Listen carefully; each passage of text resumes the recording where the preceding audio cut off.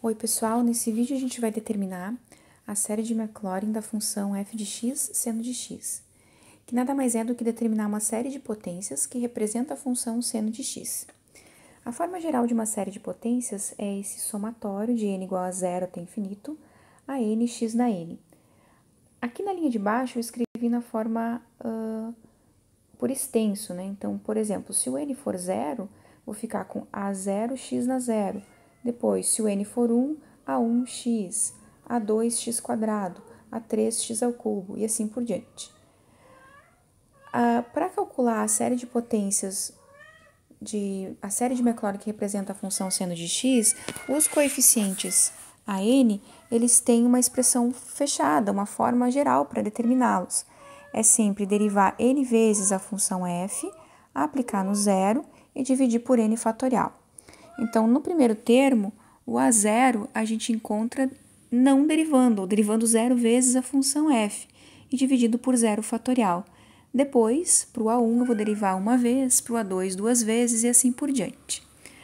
Bem, no vídeo anterior, que a gente fez a série de Maclaurin da função cosseno, eu já expliquei com mais calma, com mais detalhes, cada um dos coeficientes a0, a1, a2, como eles são obtidos. Aqui, de maneira geral, a diferença entre os coeficientes que a gente encontra para o seno, comparando com o cosseno, é que os que se anulam são os de índice par, diferente do que acontecia com o cosseno. Outra observação importante antes da gente continuar é que uma série de potências, depois que a gente encontra a série que representa a função, ela pode convergir somente quando x dá zero, convergir num intervalo limitado ou ainda convergir em todos os reais. Então, nesse caso, depois que a gente determinar qual é a série de potências que representa a função seno, a gente vai descobrir em que intervalo essa série de potências representa bem o gráfico do seno.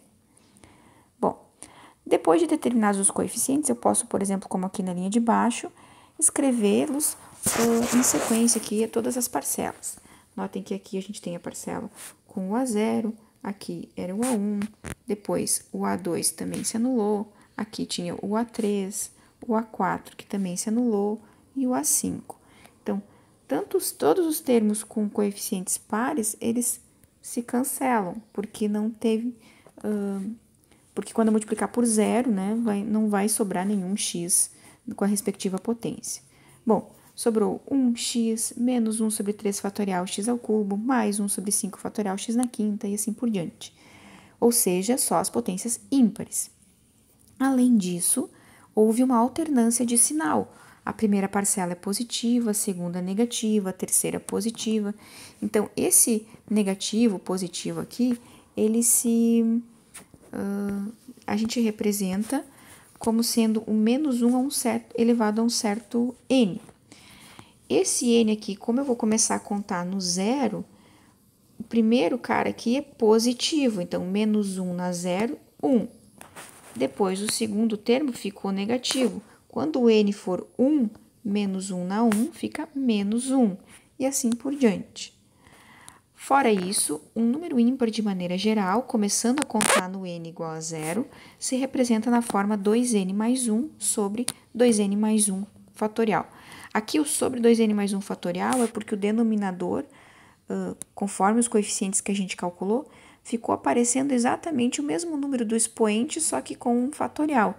Então, se no expoente eu escrevi 2n mais 1, aqui embaixo também é 2n mais 1 com o fatorial. Então, essa linha aqui de baixo, essa última linha aqui que a gente acabou de calcular, ela representa, de uma forma mais econômica, o que a gente encontrou aqui, sem precisar contar os zeros, né? Aqui só contribui, eu estou somando só as parcelas que de fato contribuem para esse somatório. Próximo passo é determinar o intervalo de convergência dessa série. Bom, o intervalo de convergência a gente determina usando o teste da razão para convergência absoluta, que eu coloquei aqui no cantinho para a gente relembrar como é que é.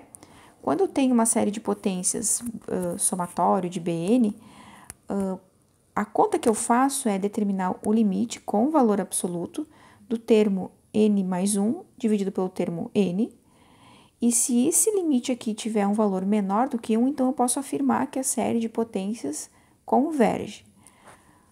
Quando é que eu uso esse teste? Sempre que eu tiver uma alternância de sinal, porque caso contrário eu poderia usar o teste da comparação no limite normal, sem as barras do valor absoluto.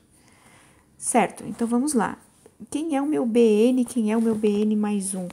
Tudo o que eu estou enxergando aqui dentro, toda essa expressão aqui, é o que a gente está chamando de B índice N. Então, na linha de cima, a gente vai trocar aonde tem N por N mais 1. Então, aqui, esse N virou N mais 1, esse e esse N viraram N mais 1. Cuidado para distribuir depois, né? A gente vai multiplicar 2 por N, 2 por 1 e assim por diante. No denominador, eu repito o Bn tal qual ele está aqui na expressão geral, que a gente já determinou na página anterior. Próximo passo. Uma observação importante, como eu vou ter esse valor absoluto, e aqui eu tenho menos 1 elevado a um certo n, esse menos 1 com o valor absoluto não vai contribuir para o meu limite no final. Mas se você quiser, pode considerar aqui que simplificou o n com o n, sobrou menos 1 na 1, só que menos 1 com o valor absoluto é 1. Fora isso, então, tá, por causa disso eu já nem vou escrever esse menos 1 que restou aqui na minha simplificação nas expressões seguintes. Aqui eu repito essa fração, observando a distributividade aqui, 2 vezes n, 2 vezes 1, que apareceu 2n mais 2. 2n mais 2 mais 1, pelo mesmo motivo eu fiz a distributiva aqui embaixo. E multipliquei pelo inverso da fração do denominador. Então, o 2n mais 1 veio para cima e o x na 2n mais 1 ficou aqui no denominador. Tem mais simplificações que a gente pode fazer nesse momento. Por exemplo, esse 2n da potência de x cancela com o 2n aqui em cima. E esse 1 aqui também cancela com o 1 lá em cima. Então, por enquanto, poderia ter sobrado somente o x ao quadrado. Outra coisa, 2n mais 2 mais 1 é a mesma coisa que 2n mais 3 fatorial. E aqui em cima ficou o 2n mais 1 fatorial. Esse 2n mais 3 fatorial eu quero simplificar com o 2n mais 1. Então, eu vou reescrevê-lo da seguinte forma. 2n mais 3 vezes 2n mais 2 vezes 2n mais 1 fatorial. Nota que a gente sempre diminui 1 aqui.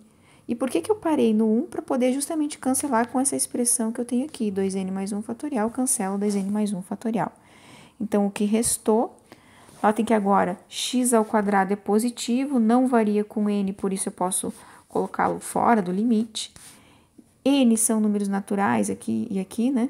Então, esse 2n mais 3 é um número natural, que é positivo, esse é outro número natural positivo. Esse limite aqui, quando n tende ao infinito, o denominador fica cada vez maior. Constante dividido por um denominador que está aumentando, o resultado é zero. Seria x² vezes zero, mas isso sempre dá zero. Nota que isso deu zero para qualquer valor de x que eu escolher. Sempre vai ser x² vezes zero. E o teste da razão para convergência absoluta, ele diz que se o número que deu aqui é sempre menor do que 1, então essa série de potências que eu obtive, ela converge para seno de x para todos os valores de x pertencentes aos reais, não tem nenhuma restrição. Ou seja, o intervalo de convergência é todos os reais.